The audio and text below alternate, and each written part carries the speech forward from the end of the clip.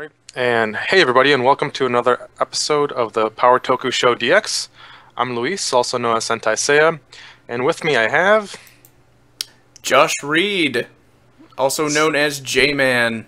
Yeah, so we're here to talk about Toku toys, news, and all that good stuff. So how you been, man? I've been fantastic. Atlanta is currently under another snowpocalypse, so I'm pretty much stuck at my house.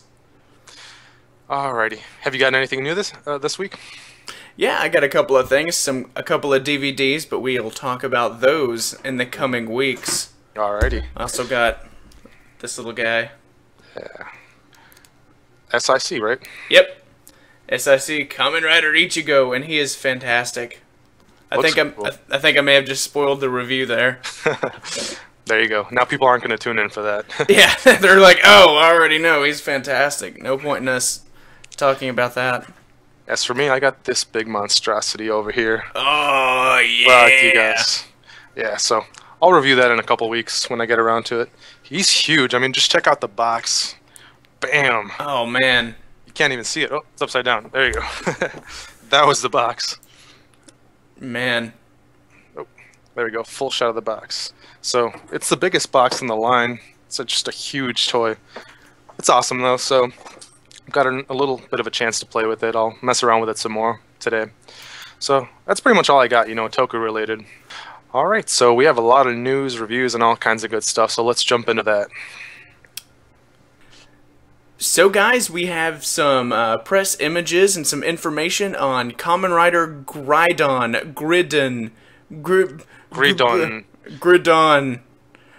or Ornak. Yeah, sure.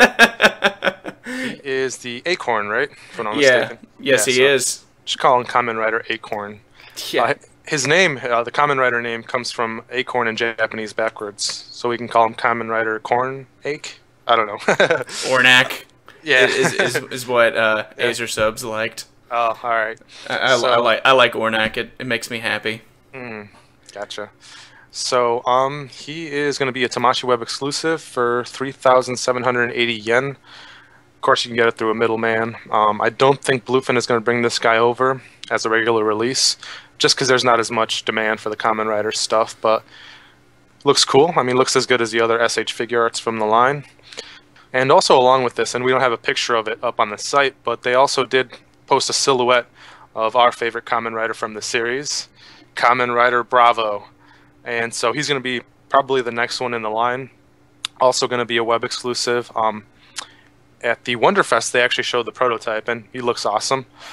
And I think he also comes with his little glass of wine, right, if I'm not mistaken? It's what it looks like. Yeah. I'm hoping it wasn't just something they put in for the show. Yeah, they went to the little miniature toy, shop and got him a little glass of wine just to show him off. Yeah. Yeah, a little glass of wine and a couch. I'm pretty sure he's not going to come with the couch, but as long as he comes with the glass of wine, I'd be happy. Yeah. And if he doesn't, I'm just going to go buy a tiny glass of wine to pose him with. Yeah. So it looks good, but that's not the only thing they've mentioned for Kamen Rider.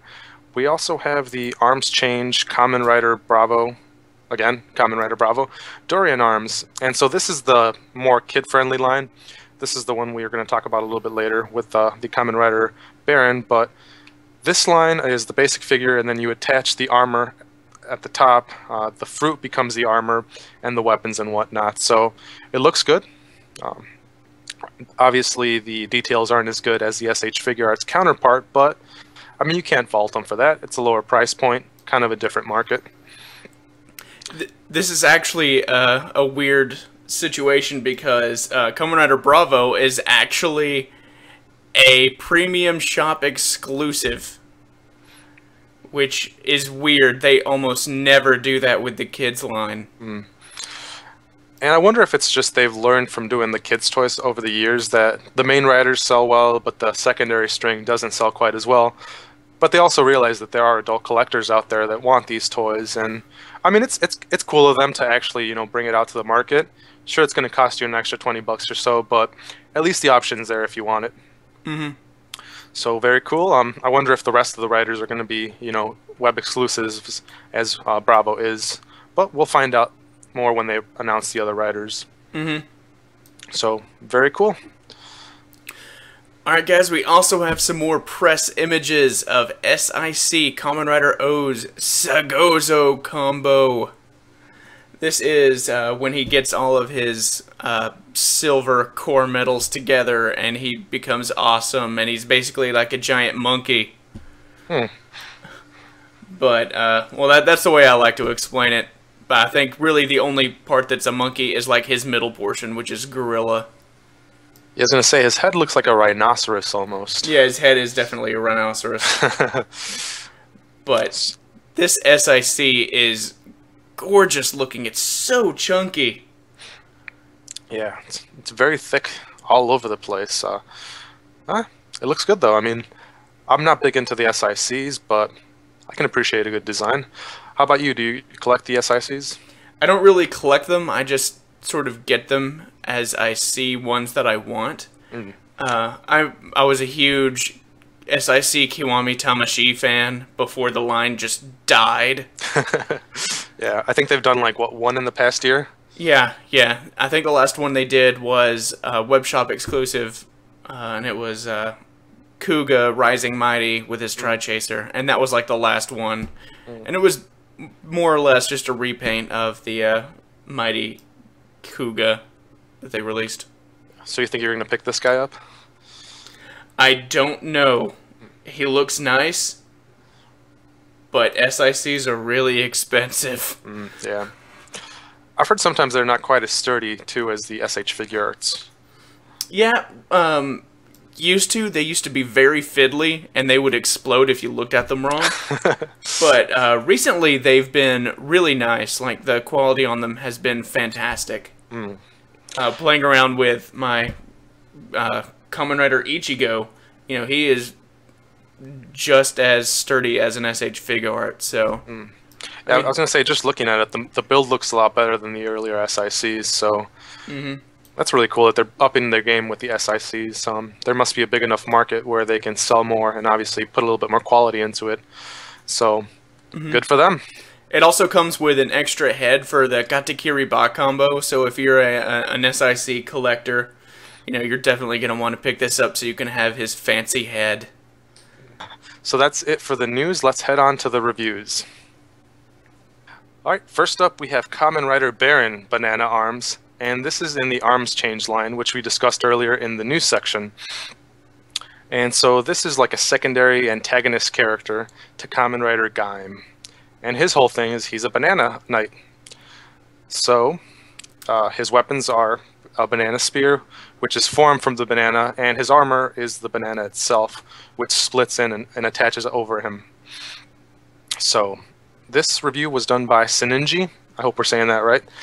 We're probably not. Yeah. One of these days he'll just correct us, either on the site or on the video. So, as you can see, the basic figure is fairly normal. It's kind of similar to the way Gaim looks. The lower part of it is pretty much the same sculpt. They just painted it a little bit differently. The mesh armor and the chest is a little different. But it's kind of like Ryuki, where they use somewhat of the same basic figure for all the Kamen Riders, and then the armor and all that stuff is a little bit different. So, oh, there you go. You can see a comparison of the two, where they look somewhat similar. Alright, and there we have him putting on his armor. So, it looks really good, just like the other figure did. Obviously not as much detail as the SH Figure Arts line, but I can't complain. I mean, the play value is there to make up for the fact that it's not as well painted. You want to add anything? Yeah, this line is awesome. Otherwise it's going to be me talking the whole time. Alright, so looks cool, and if we scroll down a bit, we can see how we can interchange the armor between the Kamen Riders.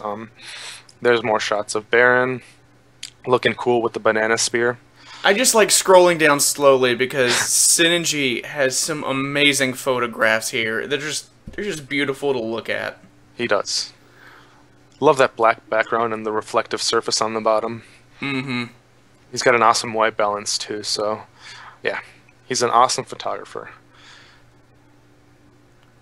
He's got a lot of pictures. Yeah, so many pictures. And there we have it, Kamen Rider Gaim Banana Arms. Which is funny, because that actually happened. It did in the show, so... Oh, was that a spoiler?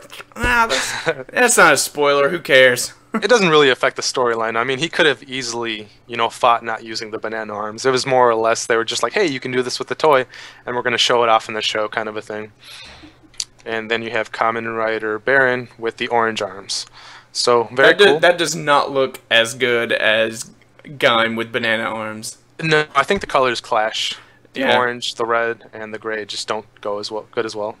Just don't go well. Yeah. All right. And then Senenji's got some funny pictures at the end. Yeah, that one's my favorite. It's Baron making a banana split. So, awesome picture, good sense of humor, and just a very well done review. So if you want to see what he has to say about it, head on to CollectionDX and check it out. Alright, so the last review we are going to cover is the Red Windranger from Power Rangers Ninja Storm. Or Hurricane Red if you watched Hurricaneger. Yeah, it's the same figure. This is just the US release for Ninja Storm. This is reviewed by D-Kun, and he always does a great job. And he also is just right across the kitchen from me. Right now, I think he was making some chicken earlier. For those of you who are confused, he is my roommate, so... Yeah. So, awesome job. He said it was a very good toy. I mean, SH Figure Arts usually don't disappoint. They have awesome paint apps, awesome articulation, just awesomeness all the way around. And D-Kun does a good job at posing very well. He's like a master of posing. Dude, his yeah. figures. He should teach a class on how to pose your figures, I think. Oh yeah, he taught me how to pose figures, and I wouldn't be as good as I am today without him. Man, he knows what's up. He knows his way around an action figure. Yeah. For those who don't, shoot toy photography, it's a lot more complicated than you would think. You have to really think about where the hands go, where the feet go, where the action is, how you're going to frame your picture. So I love that one, where he's just like, I don't know. And angles are super important. Something will look great in one angle, but then you accidentally move your camera a bit, and next thing you know, it looks terrible. So, I mean, like we said, D-Kun is a master of just posing, so... Very cool review. There's really nothing he complained about. It looks awesome, and he looks forward to the other Rangers in this line. He wants to get a full set of the Power Rangers Ninja Storm figures. And that's going to do it for toy reviews. Now let's talk about some Toku news and Toku shows. So guys, Saban made some announcements in the past week. Before Super Mega Force even aired, they announced the next Power Ranger series, which is Power Rangers Spec Op! Wait, no. It's Power Rangers Dino Charge! Yeah. So, they are going to be skipping Go Busters, at least for now. Who knows, maybe they'll go back and revisit it. But they're going to do the American adaptation of Kyoryuger with Power Rangers Dino Charge. At least that's what it appears to be. Yeah. We have very little information about the series. I mean, for all we know, they could be taking the Go Buster suits and then giving them Gabu revolvers and then making the Kyoryuger suits like Super Dino Charge. Huh. Yeah, I don't think that's going to happen, though. Probably not, but it's possible. Who knows? They're going to, like, digitally alter the suits to make them kind of like dinosaurs. It'll be like Go Busters versus, what was the name of the movie? Go Busters versus Dobutsu Sentai, whatever. The one where they're finding, the animal versions of themselves or whatever. Yeah, they just take those suits and they're like, they're just dinosaurs. Yeah.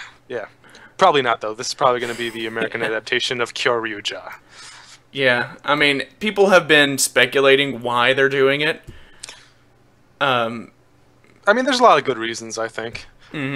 I know people are saying it's probably because of the poor ratings for Go Busters, but I don't think that really factors into anything. It might be the lower toy sales, because Go Busters, the toy line, from what I've heard, did not sell very well. Really? And then the Kyoryuger line sold like hotcakes because like apparently, millions. Yeah. apparently little kids like dinosaurs. Yeah, they always have. Yeah, I mean, without even factoring in the money that they're gonna make from the TV show, they'll probably make millions, just like Toei and Bandai did from the toy sales. So it's a pretty safe bet. And I mean, the toys for the Go Busters were a little bit more complicated. The mechas were, so maybe they couldn't figure out a way to, re-engineer those and put them at the price point that they sell the American toys for. So I mean, there's a whole bunch of theories out there. I'm gonna be at Toy Fair next week, so I'm gonna bug the good folks at Bandai of America to see if maybe they have an answer for us. They probably won't say anything though, but doesn't hurt to be an annoying little pest. Yeah, and if they do, hey, it'll be a CollectionDX exclusive. Mm-hmm. Unless someone else also asks the question. Yeah, they better not, otherwise I'll punch them. So, I mean, this is going to be the new show. It's kind of interesting that they already, jumped the gun on the announcing the new show before anybody's really seen the first show. I guess unless you've seen the Nick.com airing of the first episode of Super Mega Force, which is out there right now, if you want to check it out. And that's our next bit of news is the first episode's out already. So if you don't want to wait for the HD version, because I think Nick just does the regular definition version, right? I don't know. It looked pretty good. Did it? Okay, because I know I watched Ninja Turtles like a few months back, and it was like low definition, and I was like, I'll just watch it on TV. So I guess they have a very good version of the first episode of Super Mega Force if you want to check that out. And next up for our news is some news from the other side of the pond. Okay, this website is called superherobattle.com. It is a Japanese site for the Heisei versus Showa Kamen Rider War. I'm still not positive what that movie is actually called. I think it's Showa versus Heisei Kamen Rider Wars. I think that's what the name is. But whatever. Yeah. The whole point of this website is they have filmed two completely separate endings. One where the Heisei Riders win, and another one where the Showa Riders win. And the whole point is you go to this website and you can vote. And the winners of the voting, that's what ending you'll get in theaters. Though I'm pretty sure they're going to give you both endings when the Blu-ray releases, but it's a cool thing for those that are actually going to go see it in the movie theater. I mean, there's definitely a reason for you to go out there and vote, because that's the ending you're going to see when you go see the movie. Mm-hmm. So it's a neat little thing. I mean, I don't think anybody else has done this before. So very cool. If you're interested in voting, go ahead and vote for the side that you want to win, either Showa or Heisei. But you should vote for Showa because they're Showa. Yeah, they are cool. Although, I mean, some people have more of an attachment to Heisei. I know personally I have more of a Heisei attachment because it's the shows that I've watched the most, and they're the most readily available right now in the U.S. So, yeah. And so now the ending is up in your hands. Yeah. Who do you want to win? So very cool. Makes me wish I was in Japan to be part of the experience. Being somebody that watches stuff, here in the U.S., you get to see this kind of cool stuff, but you don't always get to interact with this and like some of the show exclusives and, the premieres and that kind of stuff. So very cool. So if you're in Japan, check it out. And if not, go and vote. Okay, now that we're done talking about news and toys and all that stuff, we're going to talk about the most recent episodes of Kamen Rider Gaim and Kyoryuger, which is at its finale. So first up, let's talk about Gaim. So, basically, the beat writers are being blamed for the attacks that are occurring around the city because of the fact that they play the Invest game, which didn't quite materialize the monsters into Arm Realm, but now since they are showing up, they're basically being blamed for the fact that, they played the game and they were playing with fire, and now that brought that wrath of the monsters onto our realm. So, that was part of the story. Also, Michi, he basically got found out as being Kamen Rider Ryugen by his brother, and his brother basically took him to Helheim Forest and really showed him what it was all about. We don't get to see it. It was one of those shots where like, oh my god, that's the truth. What we are seeing now is blowing our brains. How can we function after seeing this? But we don't get to see it. Yeah, so that'll probably be a reveal later on in the show. but it changes his perspective of everything that's going on. At least for a little while, he tries to go along with Yggdrasil and their plan, and they basically tell him, you know, to show that you're on our side, you're going to have to go take Kamen Rider Gaim's belt. And so there's this whole plot where they try to take the belt, but at the end, Michi still wants to, you know, retain that friendship, and he shows that he still has that loyalty to Gaim and his fellow beat writers. So I like him as a character. He's really growing. He's got this dynamic of he's loyal to his brother to a point, and he's loyal to his friends to a point, and that's at a point where it's kind of conflicting. But he's smart, though. He figured out a way to not take Kamen Rider Gaim's belt and to get his brother off his back. He basically got Dr. Sengoku to vouch for him and be like, yeah, I totally told him to do that. Like, yeah, we need Kamen Rider Gaim to do his Gaim thing so he can get some data. But it was really just Michi's manipulation, so he's kind of an underhanded guy. Yeah, but in such a good way. You know, he's like an evil mastermind that isn't actually evil. Yeah. I would hate to see him like get to a point where he really joins Yggdrasil and he becomes that evil manipulating character on the evil side, you know. So I just love how the way this show is really progressing. There really hasn't been too much filler. Yeah.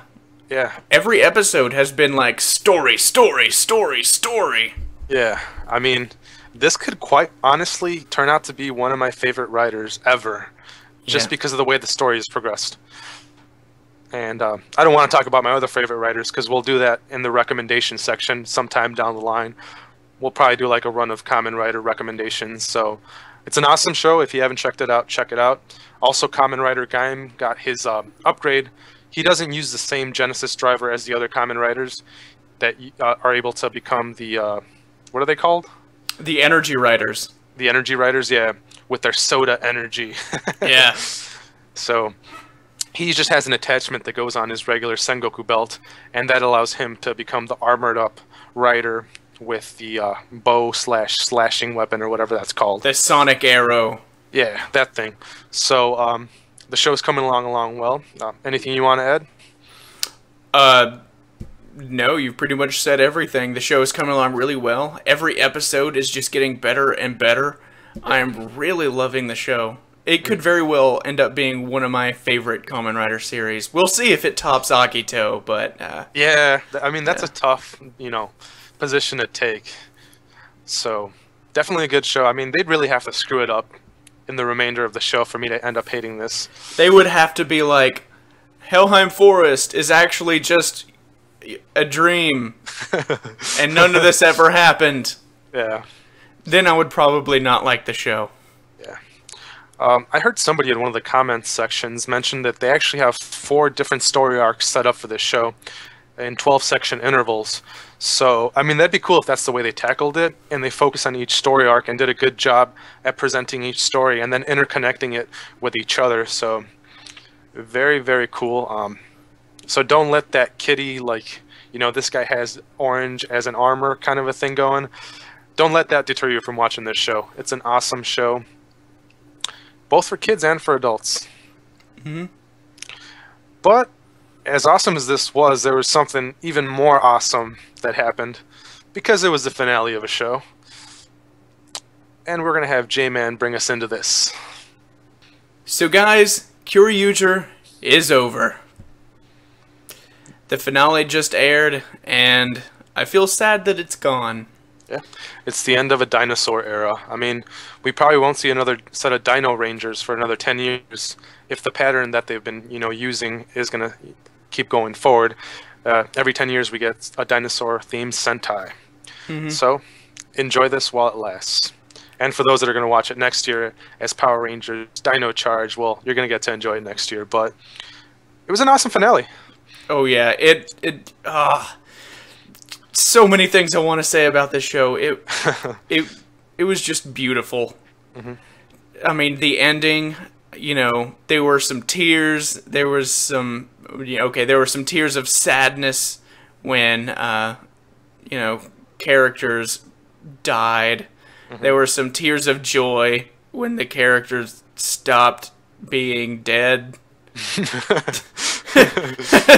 And then there were tears of joy when, you know, the Kyoryugers banded together to sing the Earth's melody. Oh, go ahead. I'll say, how awesome was it that the Earth's melody is basically the Kyoryuger intro song? Yeah, the Earth's melody is the Kyoryuger theme song, and that made me so happy. Yeah. Just at first they were just kind of, they weren't humming it, but they just had like they were saying whoa whoa whoa whoa whoa in the tune of the song, and then they just went full blown lyrics and everything. yeah, it was so good. It was such a beautiful finale. Like. There are very few finales that are as good as the one we just saw. I think one thing that made it really good is the fact that they had two fights going on at once. You had the fight at the fortress with Red and D-Boss, and then in the Dark Realm, you had Torin, you had Tessai, and Ramirez fighting to destroy that darkness pillar so that the villains couldn't come back. So that was kind of neat. It reminds me of the whatchamacallit? Give me a second. It reminds me of Advance Wars Dual Strike, if you ever played the video game, where you have to like tactically attack on both the top screen and the bottom screen on the DS. It's really cool how you have to basically, you know, use your army on both battlefronts in order to be successful. And that was the same thing that happened in the finale, is they both had to succeed. It wasn't just one side had to win. In order for D-Boss to be fought back completely, both sides had to, you know, complete their tasks. So, very cool. There's the moment with Uchi, where he banded together with Dogold for a little bit to fight off the name of the other guy whose name escapes me. Endorf. Endorf, yeah. And because Endorf had been using because Endorf had been using Dogold for a while as his little servant, but he had more pride than that, and Uchi showed him that even though he was evil, he had a pride as a warrior that he had to live up to. So they basically finished off Endorf, and then they fought each other. So that was beautiful. It showed the characters, even the villains, developing a little bit more at the end. So, awesome ending. So, hope you guys have watched this before watching our show, because otherwise we spoiled a lot. Oh yeah, we just spoiled everything for you. Yeah. Yeah. So, very cool ending, very well written. It's just very well thought out. And every character got their own special moment. Yeah. You know, Nelson got to hold back the paramonsters and just tackle them to the ground. You know, Ian and Soji got to fight off more of the monsters by themselves. You know, it was just really well done. Everyone got to shine. Everyone got to, I don't know, have their big finale. Do their own thing. And they did their roll call transformation thing in their regular form, which I love. Some Super Sentai do it, some don't. And I really love it when they do it at the end of the show, where the actors learn how to do the roll call and they show it off. And I think that's going to be it for Kyoryuger forever, or at least till the movies come out. Yeah. So now we're just waiting for next week for the premiere of Resha Sentai Tokuger. Yeah. So the show might be a little late next week because I am going to be at Toy Fair. So I just want to put that out. If you're waiting for us to post this either, you know, on a Thursday or a Wednesday, we're going to try to do, you know, Wednesday or Thursday release, I think, from here on. But I am going to be at Toy Fair, and I don't know how busy I'm going to be, so it might be a weekend release. But stay tuned. All right, and here we are at the last segment of the show, the recommendation segment. And normally we do PowerToku recommends, but this is more like Jmann recommends, because I haven't seen this movie. So we're going to hand it over to Jmann, and he's going to talk about Karate Robo Zaborgar. This movie is fantastic. There are some people that don't care for it, because it is a very silly movie. Because it is based off of a 1970s tokusatsu series called Denjin Zaboga. And basically what they did for the movie is they took basically the main storyline from the TV show and just adapted it completely to the movie. And it is so insane that it just becomes so silly and so stupid. And it is just, it makes me so happy. It was a very low-budget movie, right, if I'm not mistaken? Oh, yeah. Most of these tokusatsu films are fairly low-budget, but I think it really did, some people may have seen it as not doing the source material very much justice. I thought it was hilarious. The movie made me laugh out loud throughout the entire thing. It's kind of hard to condense, though, such a long series into a short, hour and a half, 2-hour movie. I mean, just imagine if they condensed Super Sentai into 2 hours. Like, you'd be missing so much stuff. Yeah. So, and a lot of the situations that happen in the movie are just so stupid, so silly, you would sit there and think, there is no way that this was an actual serious 1970s TV show. But during the credits, they actually show scenes from the original show, and it's basically exactly how it happened in the movie. Oh, so the TV show was just as silly and out there as the movie? Oh, no. Oh, okay. No, it wasn't. It was just that it was so... I don't know.